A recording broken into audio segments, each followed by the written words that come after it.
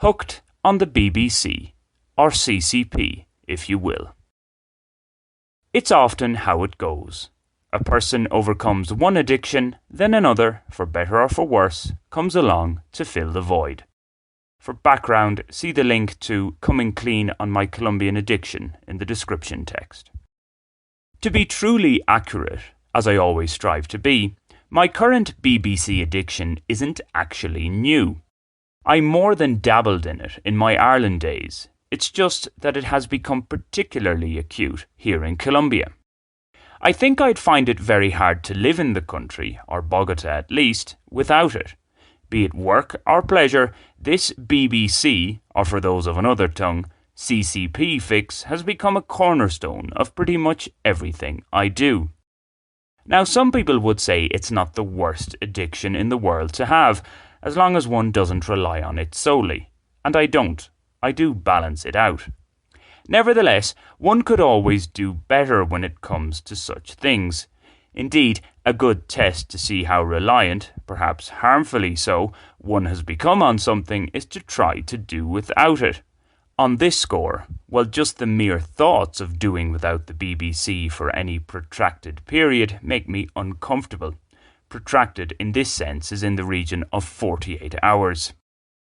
You see, the BBC, beer, bread and coffee, or its Spanish equivalent for where I'm based and following alphabetical order, CCP, Café, Cerveza y Pan, not to be confused with the Chinese Communist Party, is a staple for me.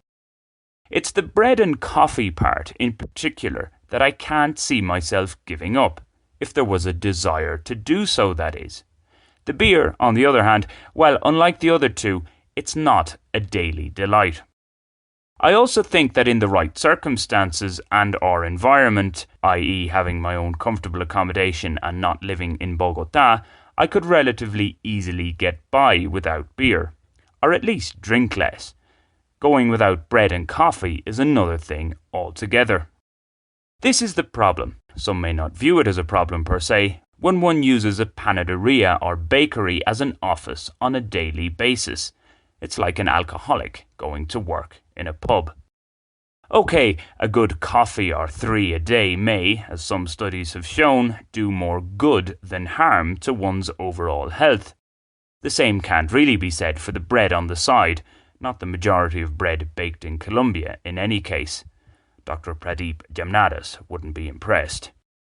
Yet the floured fusions are hard to resist, especially so when they've just come hot out of the oven.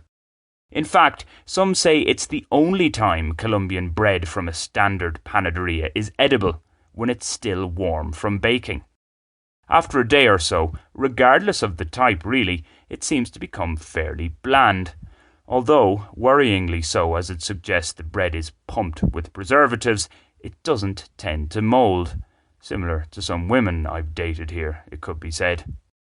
Thankfully, though, a good number of panaderias have embraced machine brewers, consigning those metal grecas with their tendency to produce tasteless, I can't believe it's not coffee to the scrapyard. Personally, this has become more important over the last few years as my brew preferences have changed. It's no longer an 80-20 coffee-milk split, it's more like 99-1. Thus, the coffee has to be flavoursome and strong. As for the beer, well, poker, or on occasions Águila or Costeña, or when in Paisa land, Pilsen, they're all pretty much the same, could win awards for being one of the best and reasonably priced mediocre lagers around. It humbly does its job.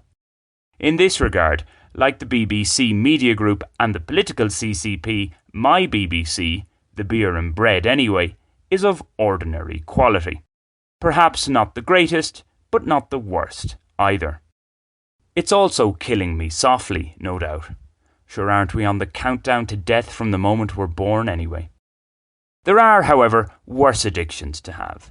With CNN, cocaine, noodles and Nutella, for instance, one is left brain dead within days.